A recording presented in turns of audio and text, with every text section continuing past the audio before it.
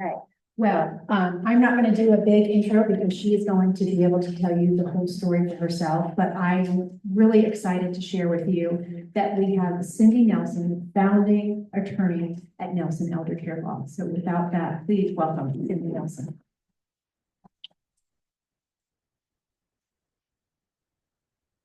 Thank you. How's everyone doing tonight? Yeah, it's a nice evening. It was a great morning, but the afternoon kind of got tricky, right? So let's see if I can figure out how to use the click. Just the middle one, or oh, I see. Big one.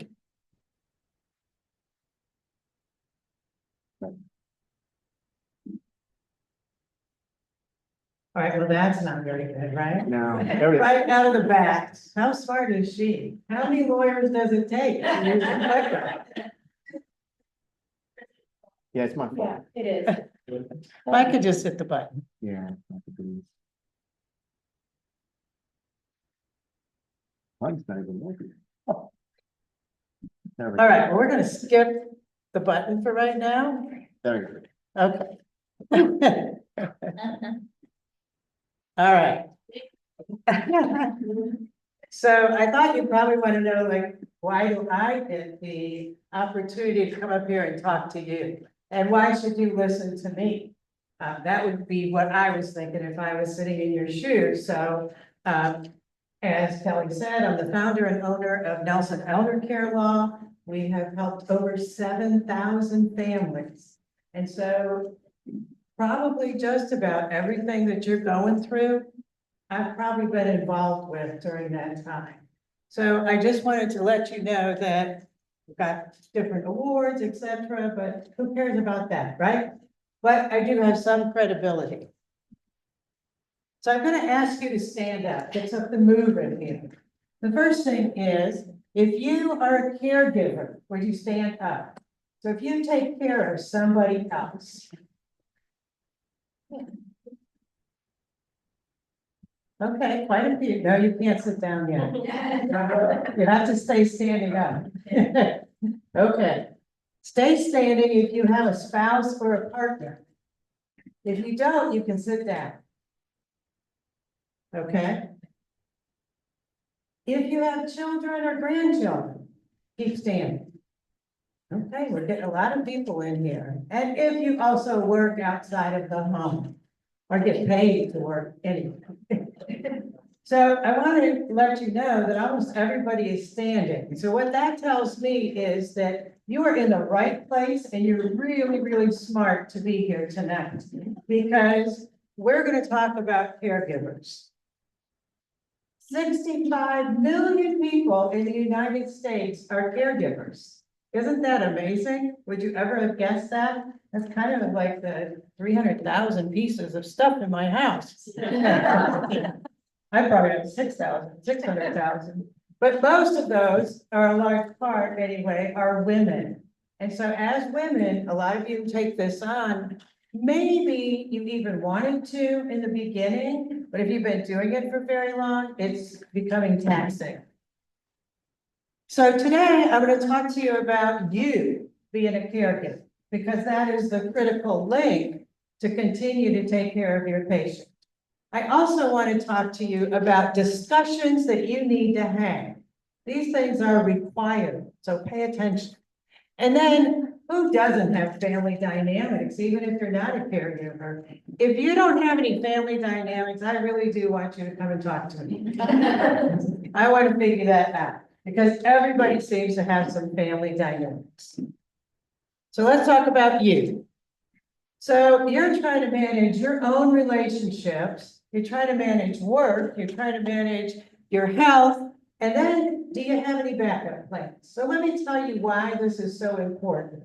Because as a caregiver, you forget about taking care of you. There's always something that needs to be done for what I'm going to call your patient tonight. And the patient is the priority. But I've always had a special place in my heart for caregivers because nobody else pays attention to you guys as caregivers. All the attention is on the patient. What is happening with that person? You know, everybody wants to talk to that person or know what's going on with them. They don't want to know how you are. But I do, because you need to take care of yourself. So make sure that if you've got doctor's appointments, don't put those off. Make sure that you have somebody. Christian offered some services that even you can get paid for by Medicare, maybe where they could come in and take care of your patient while you go and do what you need to do. How many of you caregivers are stressed? Yeah. I'm gonna guess that you're stressed because there's not enough hours in the day to do everything that you need to do, and you feel like you're juggling 20 different balls in the air. You know what stress does to us, right? And then if you don't go to the doctor, or you don't do any exercise, or you just eat a peanut butter sandwich because that's the easiest thing you could put together when it's time for you to eat, those things are not good. So I want you to think about that. And who's going to take care of your patient if you can't? Who's going to step in? And one of the things that you might not know is that caregivers frequently die before the patient. Like, did you think about that? What's going to happen if something happens to you? I mean, you won't be stressed anymore, but your patient's probably going to be really stressed, and whoever else is around that loves the patient is really going to be in a pickle. So I want to talk to you about a situation where one of my clients, no names of course, husband and wife came in and they did their estate plan, which good for them. They didn't realize what they needed to do. All of us think we need a will until you come and talk to somebody that tells you what a will does relative to an estate plan. But they came in, they got everything planned. The wife had been at home in a wheelchair for many years. So dad had been the caregiver. They had 3 daughters. One of them lived really close and the other 2 lived far away. And we're making sure they were not going to be anywhere near these parents, because mom needed a lot of care. So in that situation, the husband and wife both thought the wife was going to die first, because the husband was healthy and the wife had very poor health for many years.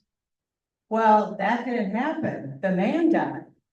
So now the daughter is like, well, she can't take care of mom on her own. Dad was at least living there and helping some ways. Now what are they going to do with mom? So they didn't have any kind of plan, because they never thought that was a possibility. So I want you to think about that could be a possibility. What would happen if something happened to you? Who's going to be the person that picks up the pieces and that transition? How is that going to work? So think about yourselves. Now, we have talks all the time with our patient, with our family, right? But I'm talking about different talks, and it's really 3 areas. The first one is around benefits. So you might not know all the things that you might be eligible for. So usually your patient is on Medicare. Usually they have a Medicare supplement or maybe a Medicare Advantage plan. Maybe they're a veteran, even if they're not serving in the war right now, but if they were in the military during wartime for 90 consecutive days, they didn't have to be over there shooting guns or trying to kill anybody. They just had to be active duty 90 consecutive days while the war was going on. And then one day they needed to be, 90 consecutive days of service and only one day when the war is going on. So now we call Vietnam a war. Remember, it wasn't a war before, but now it is a war. The Korean thing, it wasn't a war then, but it is now. So those things qualify somebody as those 90 consecutive days with one day of a war entry.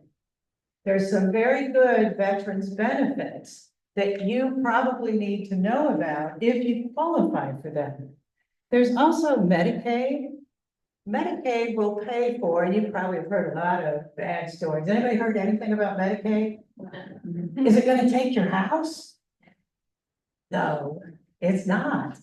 So Medicaid really doesn't want your house. But if you plan ahead of time you can protect your assets, whatever they are, including your house. And then if your patient or you or someone in your family needs to go to a nursing home, then you might qualify, well, you will qualify if you plan in advance for Medicaid to pay for them. Why would you want to do that? So I'll tell you some things that people say to me. One is, I don't want to go to a nursing home. Well, let me tell you, the nursing homes are packed full of people that don't want to be there, right? Nobody wants to go to a nursing home. But the way that you have to go there is when you become so ill that you can't even get in your wheelchair by yourself and tootle down the hallway. So it takes two people to take care of you then, and usually you can't have that at home. Assisted living, they talked about Canterfield, which is a great place, but you can't be there if you can't get in your wheelchair, at least tootle down the hallway. So if something happens where you are too ill or too deteriorated with your health, you could go to the nursing home. Strokes. Anybody know anybody that's had a stroke? They are very common. I never knew before I started doing this how many strokes there are. And they just come out of nowhere. And it doesn't seem like there's a stroke test. You know, they can check all these other things for you to see if you're gonna have a heart attack or whatever, or if you're gonna have dementia, but there's no test to see, are you gonna have a stroke? But a lot of people have a stroke and they can be very mild and you recover quickly from it, or they can be very devastating. And then you end up in a nursing home. Now, what do you think a nursing home costs? Kelly said 12,000 a month, and she's right. So $12,000 a month, I don't know about you, but I could go through my little nest egg pretty quick if me or my husband has to go to the nursing home. And then if I outlive him and I spend all my money at the nursing home, I'm going to be broke, or vice versa. And we don't want that for either one of us. We want to make sure we're both taken care of. So I want you to know that there are things that you can do to make sure that what you've saved your entire life doesn't get lost because you get older and you become ill. That's what drew me into this career when I found out that we save all of our life. And then the people that spent all their money, they qualify for these benefits. But if we saved all our life, they want all of our life savings before we qualify for the benefits. It's like, well, wait a minute. I thought I was doing the right thing. And now it turns out I wasn't. So there are ways that you can protect your nest egg. I want you to know that. There's also something called long-term care insurance. You might not have heard of it, but some people have. It was pretty common years ago, and I think that a lot of people buy it today. Long-term care insurance will pay for you when you can't do some of your activities of daily living, which I'll explain in a minute, and you need someone to help care for you. And it depends on the policy, how much they'll pay, how long they'll pay, and how debilitated you need to be before they will pay. But, you know, we have medical insurance that covers if I have to go to the doctor or if I have a surgery or whatever. But we don't have any insurance if I can't get out of bed and dress myself in the morning. This is where long-term care insurance comes in. Or if I can't feed myself, or if I can't toilet, all the things that we do every day by ourselves when we're healthy, you have to pay someone to help you with, or get a family member to help you. But if you have long-term care insurance, then you can get it covered under that insurance policy. Anybody heard of long-term care insurance? I want you to know this because your patient might have had a long-term care insurance policy that they forgot about, or they're just not thinking about it. They paid and paid and paid, they might still be paying. But you don't know that they have it, so it might lapse. Or it might be that you don't pay that bill because you don't think it's important. I had one client that called me about a year ago, and this guy is 85 years old. His health is not good. His wife's health is not good. And he calls me and he's sending. they're charging me $5,000 a year for my long-term care insurance. I can't believe how much it's went up. Like, okay, client. Now, if you have to get someone come in your home or go to assisted living, that's gonna be less than 1 year or about the same as 1 year of your long-term care insurance. And you've been paying for it for 10 years. So keep paying for it. Now's the time when you really have to make sure you pay for it. Okay. So I want you to pay these bills before you pay anything else. I don't care if your patient has no other money, pay these bills first. Because these are the things that are gonna keep you going and get some of the care that your patient needs. But don't put them aside. Some people will say, well, I gotta pay a mortgage.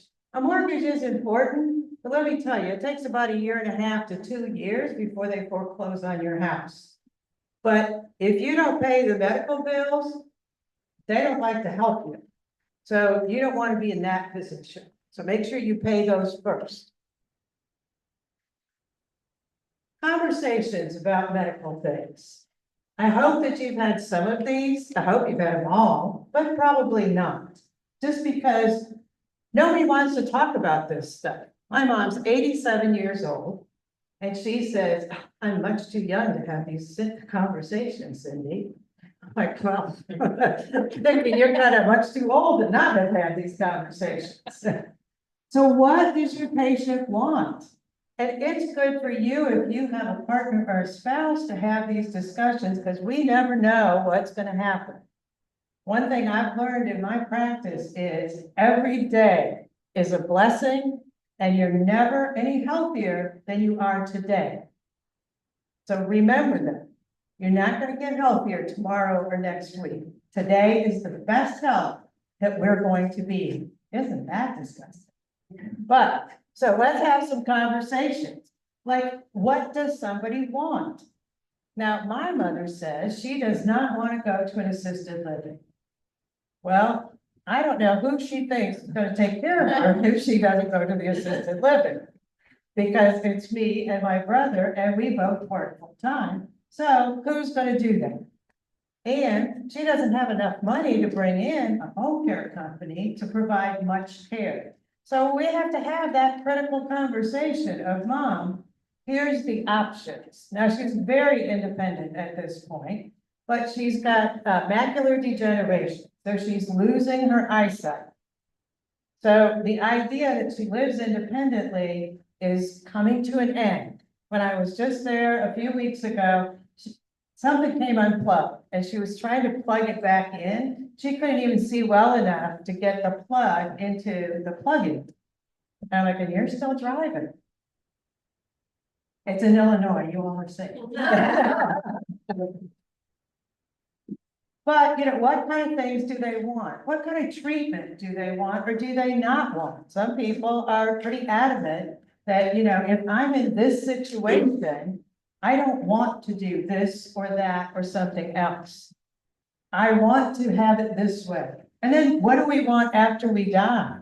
I will tell you, my younger brother died in an accident at 56. It's been 9 years ago, and nobody knew, well, everybody thought they knew what he wanted. He wasn't married, but his girlfriend, his daughter, my mother, all had different ideas. And so that poor guy, we had a mass for him. So he was embalmed because there was a mass and there was a viewing. And then they cremated him, but then they put him in an urn and they buried him. I'm like, there's nothing else we could do to this guy, right? Because nobody could agree on what it was. So that was about $20,000 worth of stuff that wasn't necessary, but nobody had the conversation, and he didn't have anything in writing of who gets to make the decisions and what decisions they should make. So you want to make sure you have some of these talks, and don't leave it up to, well, Mom told me this or Dad told me this, etc.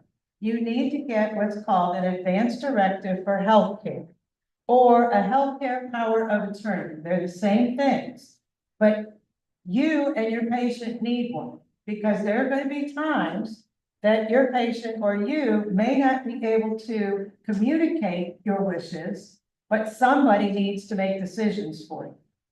Now, there's also something called a living will. A living will is saying that if I'm on life support, so I'm still alive, but if I'm on life support and there's no chance, no way that I'm going to get better, I personally want them to pull the plug. Where the advance directive for healthcare is I'm alive, but I want people to make specific decisions for me.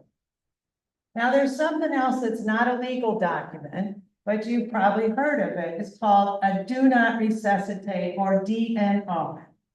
Those come from a doctor. And what that means is that you have died. You've had some event that you have died, probably a cardiac event. And if you have a DNR, they will not try to resuscitate you or bring you back. So living will, you're still alive, and decisions need to be made whether you're kept alive or not.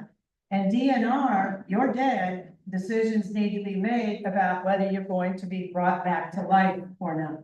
So these are really important decisions that you don't want somebody to have to make when they don't know what you're interested in. And then the question is, if you have these legal documents, where are they? Who has a copy? Does the person that you have asked make decisions for you, do they have a copy?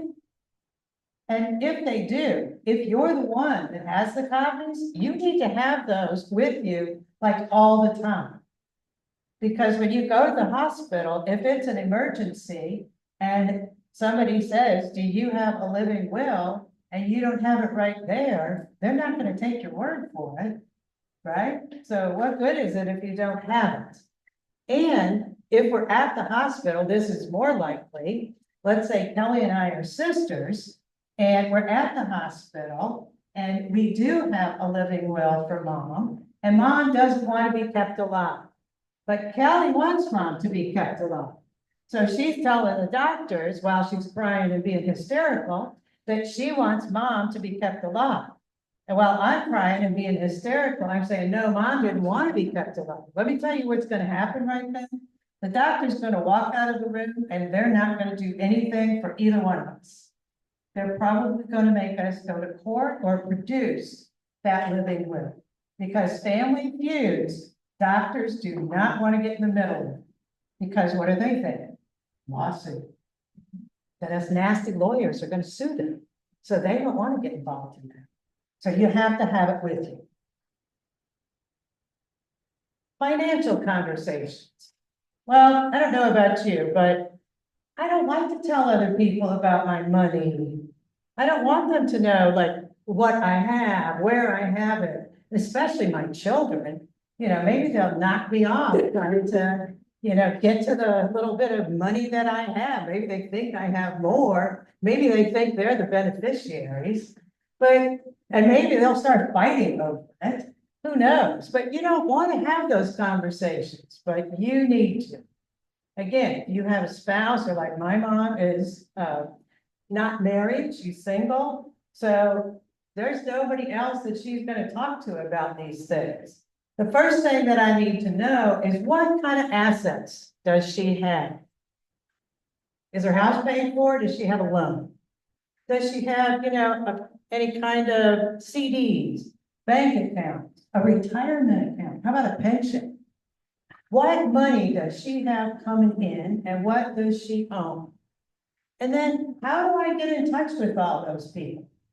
You would be surprised at how many people, their patient becomes incapacitated and maybe they want to move to an assisted living or a nursing home, but they can't get in touch with the retirement place, or they won't let them talk to the retirement place, so they can't change anything.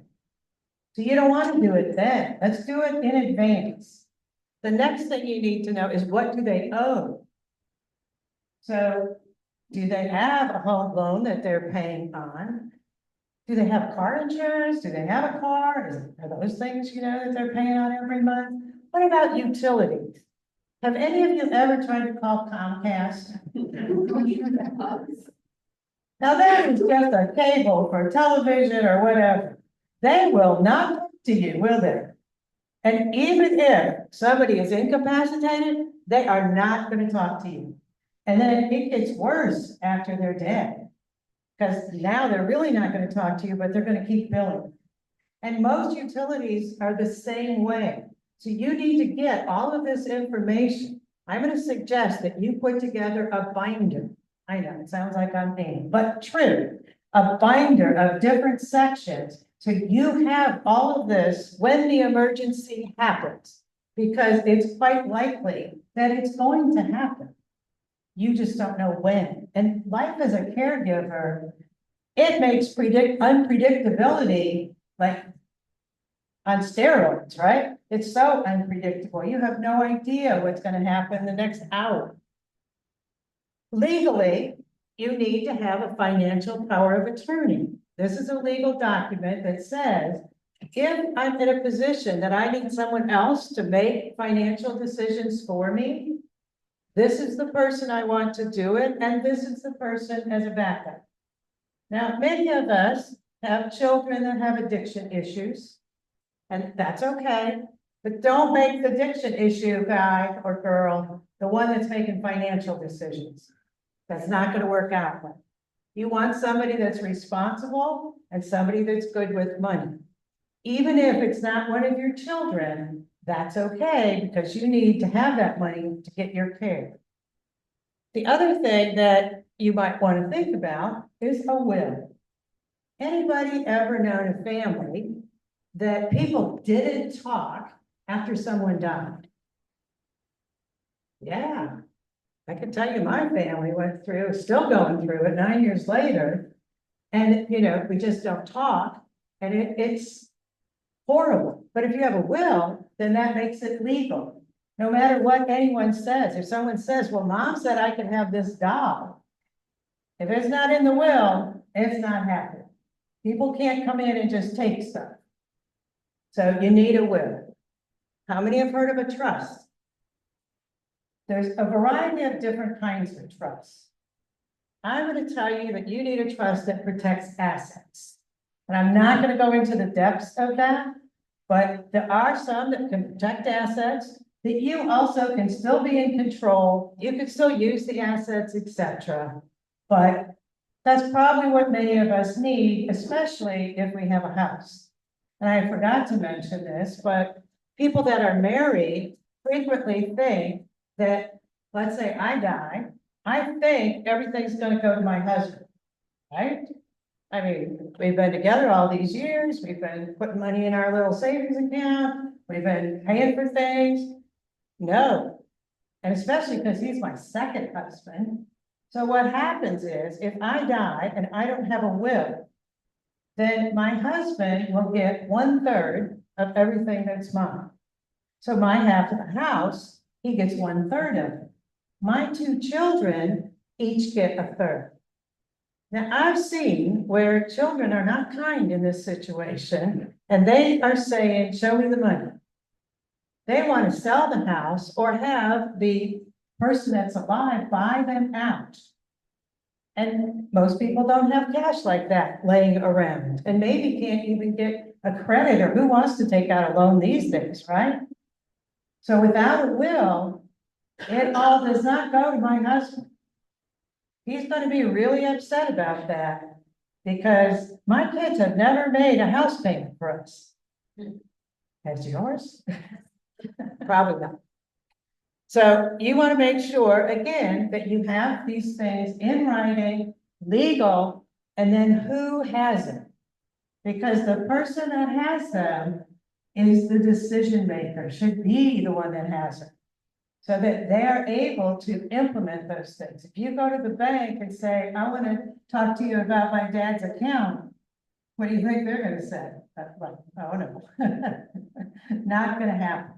They might even call Adult Protective Services if you don't have the legal documentation. So make sure you get this, put it in your binder so you're all prepared. I'm going to tell you of a situation. Actually, the lady still works for us. Her mom was actually the same age as I am. So she, at the time, was 61 years old. And she had been divorced, single for a long time, but she met this guy and they decided to get married. They got married on New Year's Eve and, you know, the kids didn't really know him because she hadn't dated him long, etc. But she was happy, so we all want our parents to be happy, you know, what the hey, go for it. We had been trying to get her mom to put together an estate plan, but her mom was not doing it. Well, fast forward to August. So 8 months after they got married, mom gets diagnosed with pancreatic cancer. Now, most of us know pancreatic cancer is a short-term illness. It doesn't last very long. So mom now comes in and she does get her estate plan put together. Thank God. Because as she gets more sick, her new husband doesn't want the kids in the house. He doesn't want the kids doing anything for her, but he doesn't want to take care of her either. And he doesn't want to spend any money to hire someone to take care of her. So luckily, because she had the legal documents, her daughter that works for us was able to get mom out of that house, bring her to her house and take care of her for the last few weeks of her life. But otherwise, that would have, I mean, you just don't want anyone to have to go through those things. I'm sorry, I have some of the worst stories. Who has family feuds already? I mean, we all get along with everyone in our family, don't we? Love them to death. So when you get in this situation, you've got your parents first off. Now, I'm going to tell you, sometimes your parent or your patient, they're the ones causing the family dynamics. And I've seen it. So they'll come in and they'll talk to me and they'll say, oh, you know, I want Kelly to do this, and I want Janet to do that. But when it comes time to do the paperwork and make it legal, I don't know. You know, now there's a third daughter who's going to be upset. And I don't know that Kelly can handle all of that decision making. So I don't think she should do it. But the mom or the dad will get entangled in this because I don't know why, but sometimes they like to stir it up. And so maybe it gets them some attention or whatever, but they stir it up. So they can be the key person in it, but it's usually siblings. So luckily, me and both of my brothers got along great, and we still do even after the one passed away. Because my other brother and I are the trustees of this estate for the last 9 years and have had to work together very closely. So yay that that's worked out. Because otherwise, we could be in court for a lot of different things between the two of us. But luckily, we're only in court for the other beneficiaries, that we're not even beneficiaries, that are fighting over the money. But you've got siblings, and this brings up stuff from when you were young. It's stuff that you might not even remember. It might not even be true. My son thinks that I forgot him at grade school. And I did not pick him up one evening in the aftercare program. Like, well, what happened? He's like, well, I had to call, you know, your friend down the street. Like, we didn't even have cell phones back then. How did you know, like, to call him? And there's just no way. I mean, if I had forgot a child, I would remember that. But anyway, so stuff goes on that you don't even know is going on, and they're having some fact about it because of something that happened much earlier in life. So you've got the siblings, but then, you know, you also have the aunts and uncles. And they think that they were the sister or brother, and they should get to make decisions because they still think of you as 5 years old. They don't realize that maybe you're even a nurse or a doctor. You really know this stuff, or maybe you work in the senior industry. They don't care. They're the brother and the sister. They're going to want to make decisions. Well, then you have the in-laws. Yeah, so maybe the brother and the sisters are getting along fine, but it's their spouses who are saying, oh, you know, that Kelly, she's going to try to rip us off. She's going to take all the money and we're not going to get any of it. And you need to be in there. You need to be doing this. You need to be doing that. And it just stirs it up. So this is how these family dynamics get going. Anybody think that would happen in their family? A few of you? Probably more. So one of the things when you're dealing with your patient is the roles have changed. And it's nothing that's said. It's nothing that you have an intentional conversation about. But I see this happening with my mom. And a lot of people have had this happen much earlier than my mom's life, than 87. But at some point, you're not the child anymore. Your patient is not the parent. They're not the ones making decisions. And that could be they don't want to, but it's usually because they're not making the right decisions. So then they're wondering what you're up to, because they start to get paranoid, especially if they have some kind of cognitive impairment, dementia. That's just a symptom of that disease anyway. But at some point, these roles have changed. You feel uncomfortable with it. We're not used to telling our parents what to do.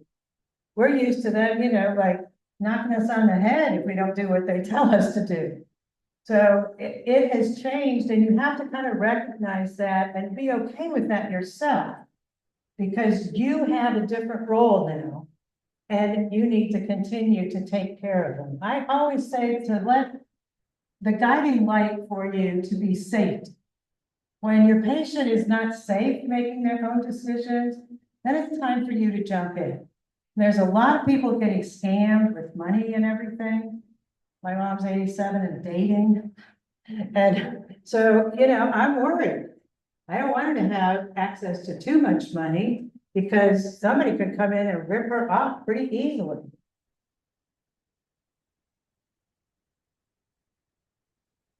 This is a very interesting story, and it happened about 9 years ago, but it's one, some things just stick in your head. This one, it was a mom. She had a son, grown son, he was in his 50s, and 2 daughters. The son still lived with her because he was one of those addiction children. And mom had dementia. Now, the other daughter, one daughter, I'm going to call her the bad daughter. The bad daughter thought it was okay for mom to continue to live with the son. And the good daughter was like, no. The reason the good daughter wanted her out of there was because the son was having parties every night with people over drinking, doing drugs, and loud music. And mom was dancing around naked and drinking tequila. So the good daughter was like, oh my gosh, I can't leave her like that. And the good daughter was single. She worked at a bank. She didn't have a lot of money, but she did convince her mom to come over to her house and stay there. But what happened is the good daughter's paying for caregivers while her daughter's at work. The caregivers are not letting mom run around naked in the front yard or drink tequila. And so she doesn't like it there anymore. She wants to go back to her son because that was so much more fun. And they had no legal documents, but you could get what's called a guardian. I know, you can't make this stuff up, I'm telling you. Many times thought about writing a book. Anyway, so the mom doesn't want to stay there. You can get what's called a guardianship, which is a court process where you have to go in front of the court and they don't really know you. They get a little bit of information. They have somebody interview for an hour. And if your mom is having a good day or whatever, then it's not going to turn out the way that you want it to. And it costs about $10,000, very expensive. So get the legal documents. Anyway, so the good daughter, she's going to pay for a guardianship. And it takes about 3 to 4 months to get a guardianship. So she's just hoping that her mom survives while the son is living off of mom's money and everything. Well, we get in front of the judge, and the judge asks the mom, where does she want to live? And she says she wants to live with the son. And so the judge is like, well, why can't she live with the son? Oh, you gotta be kidding me. Anyway, the good daughter did get custody of mom. But what happened was the brother and the bad daughter came and picked her up and took her back to the house with the son. So it can be just a horrible situation if you don't get these things talked about, give people authority, and have them available. So now, back to my binder idea. Did you guys like that idea? Okay, good. My husband thinks I'm a little too anal. But you gotta have a plan. So what's the plan? And I'm talking about a plan for everything that might happen. What happens if your patient goes to the hospital? What are you gonna do? If you work, you have a family, you know, are you gonna stay up at the hospital with them? Who's gonna make the decisions? Is the medical decision maker around here? Are they gonna come up to the hospital? Or do they live in another state, etc.? And does your patient have enough cognitive ability to make some decisions themselves? You want them to be as independent as they can, but you also have to keep them safe. The medical documentation you need to have with you, as I said previously. Because if you don't have it with you, it really doesn't matter. But all of a sudden, when you're in the hospital, they don't keep you long anymore, right? If you're not gonna die today, you're discharged. And then where are you gonna get discharged to? If the person can't go home and take care of themselves as much as they used to, then what's the problem? What's gonna happen? Well, you could call Christian, but it takes him, you know, a few days to get his people scheduled. They gotta do an evaluation and stuff. I mean, that's fast. He's really fast. I've had to call him for an emergency situation, but you know, you want to have these places lined up. You want to know what benefits are out there, what kind of things can you implement when you get to that point? Because chances are pretty good you're going to get to that point. Something's going to happen. You've probably already been through something. And what if like your patient can't go home anymore? And you need to find an assisted living. Well, if you haven't looked at assisted livings, there's a lot of them, and they all have different amenities and different attributes. And, you know, like my mom's not gonna be feeling comfortable in the Taj Mahal. So it needs to be a little bit more homey for my mom. But what does your mom or dad want? So family feuds can really divide the family tree. And in my own situation, my brother's daughter and his granddaughter, he was estranged from his daughter, but he was raising the granddaughter. And so he left a lot of money to the daughter, or the granddaughter, I'm sorry, this is really confusing, to the granddaughter and to my mom. And he had quite a bit of money. Well, the granddaughter was 13 when my brother passed. She had never lived with her mother, but now all of a sudden, she's got to move to Florida from Illinois and go live with her mom. Well, her mom is not letting that girl go because she's got money now. Mom wants her now. So it's been a fight for 9 years. And what has really happened with that is, so I don't see my niece, I don't see my great niece, I don't see my other nieces. You know, everything is divided. We'll never probably talk again. And that will go on through history. As they have children, that tree is going to continue to be divided. It's not coming back around, you know, and that's what you need to understand. When the tree breaks, it's hard to reconcile those things. And sometimes it doesn't get reconciled. So I want to thank you for listening to me tonight and for having me. I think we have a few minutes for questions. Is that right? Yeah, sure do. Anyone?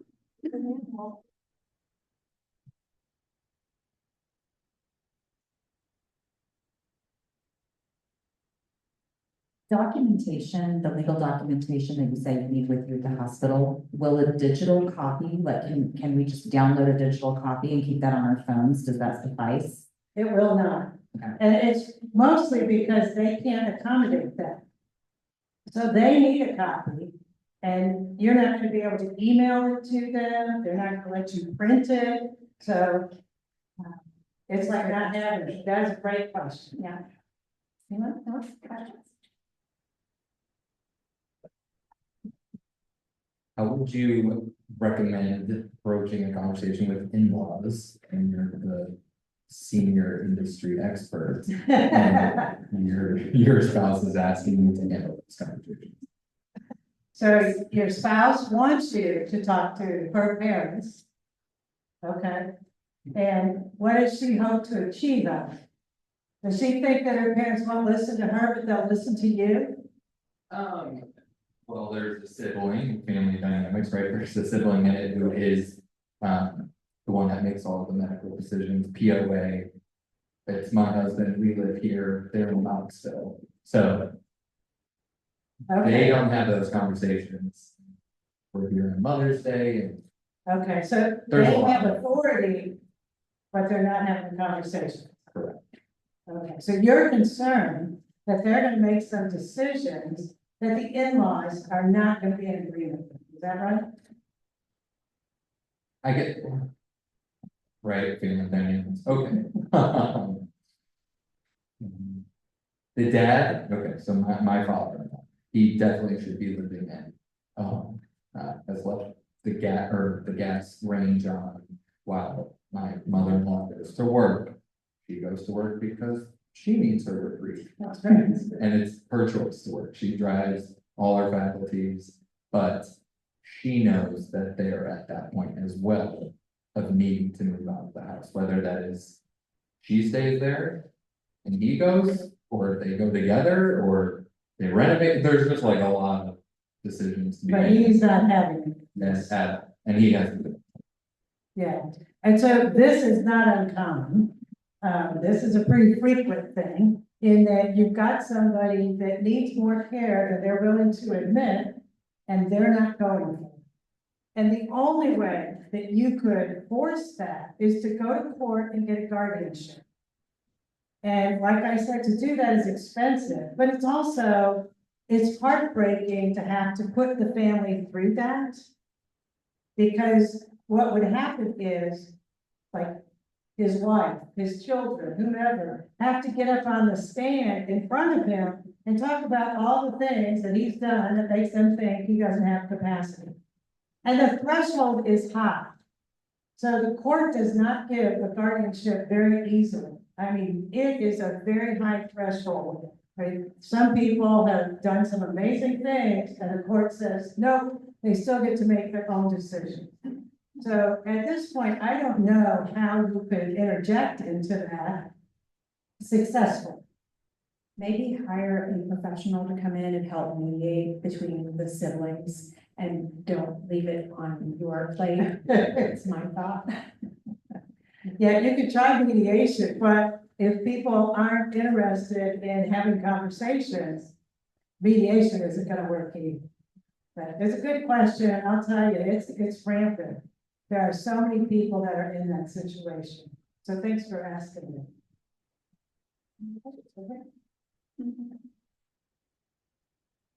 Mine is not so much a question, but I actually have had Nelson redo a will and a trust for me.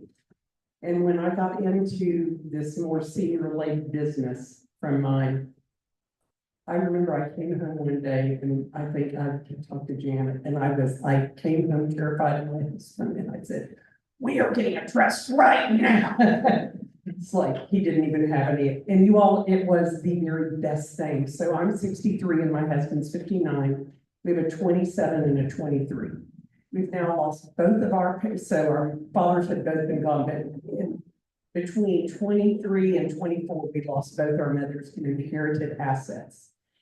It is absolutely, and I tell people this all the time, it is probably one of the most imperative things you can do for yourself. It was not a fun process, I'm not gonna lie to you, because you're writing down a lot of stuff and you have to think about a lot of things. But let me tell you what, my 23-year-old who graduates from college tomorrow is my executive. He's our executor, but I've also said to him, you act like a butthead, we can remove you. And so if nothing else, I sell real estate. Let me tell you what, a will does not necessarily, you will still go to probate. If you own 1% of a house, you still have to probate that. I'm telling you, it is the greatest thing, and you do not have to have a ton of assets to do it. So I go around and tell people all the time, go get a trust, go get a trust, go get a trust. And let me tell you what, they are great.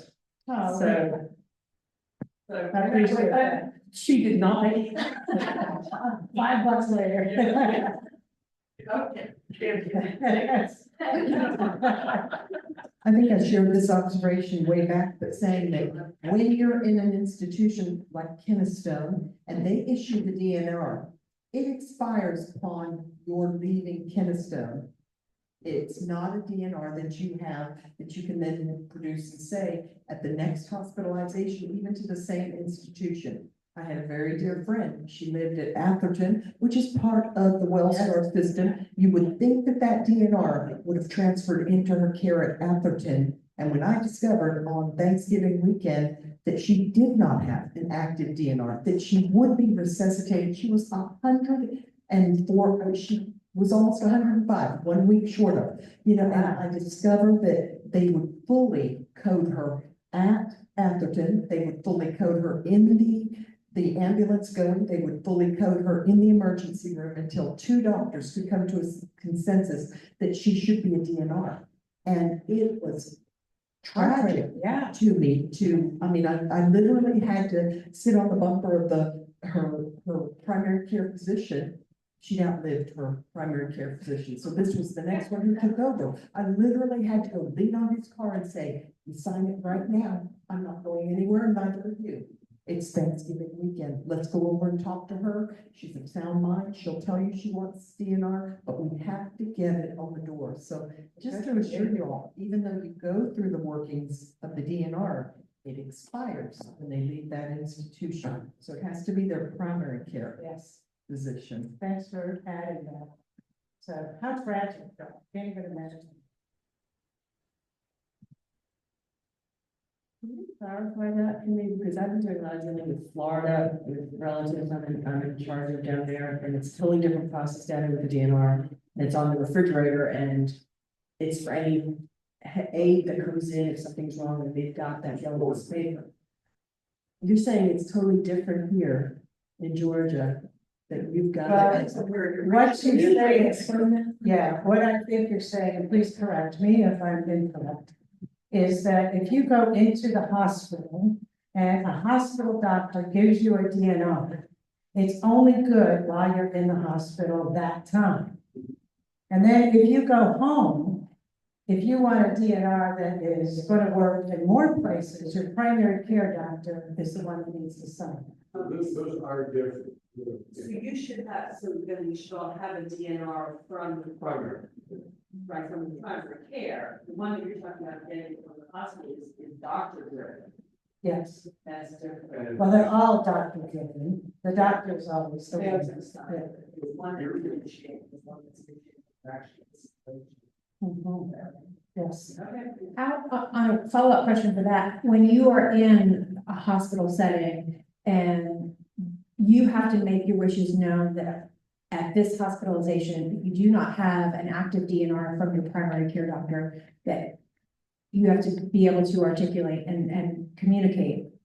At this hospitalization, I do not want a DNR. So you're scheduled for a surgery or something like that, right? Yes. Okay, but otherwise, if I walk into my primary care physician and say, should anything happen and I'm incapacitated and I want a DNR, and that's now everyone knows that that's what my wishes are. So that's why they actually do the procedure now. They Yes. make this, because I knew my parents left and right doing that, and they make them sign per procedure. And that's not an overall answer, that's a just this one time. Just today. Okay, so I'm thinking of that. Any information, any other questions? Just more of a clarification on the topic you touched about being guardianship, and knowing this myself, that there are guardianship of the person, guardianship of the estate. So just knowing which responsibilities you have and what umbrella those fall under. Yes. That you sometimes learn part of it. So in the state of Georgia, they call the authority over the person a guardianship. The authority over the money could be a different person, and that's called a conservatorship. So you could get one or the other or both of them together when you go to court. But again, the threshold is very high with that. I have more stories if you wanted to hear, but. Any other questions? You've been a great audience. Thank you so much.